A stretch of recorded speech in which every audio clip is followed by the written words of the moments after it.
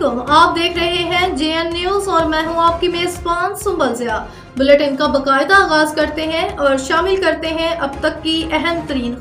खबर शामिल करते हैं। कराची से हमारे ब्यूरो चीफ अशरफ अली की रिपोर्ट के मुताबिक कराची से फौरी रेंजर्स को वापस बुलाया जाए। असलम खान,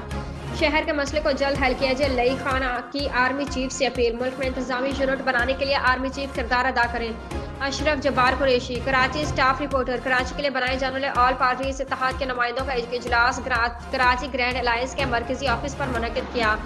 जिससे खिताब करते हुए डॉक्टर एसएम जमीर, मरकजी मुस्लिम लीग के फैसल बलोच, हमारी पहचान पाकिस्तान के कयूम खान, तहरीक इंसाफ के सैयद रशीद अहमद, मुमताज़ सियासतदान जब्बार अशरफ कुरैशी, सरदार इकबाल अनवर अजीम, Syed Yusuf Hamam, Pakistan youth peace movement Ashraf Ali Khokhar, Muslim League Noon के इम्तियाज़ अहमद खान, तंजीमुल अखवान के लईक अहमद खान, मुस्लिम लीग आफ के जमील अहमद खान, मुस्लिम लीग कौंसिल के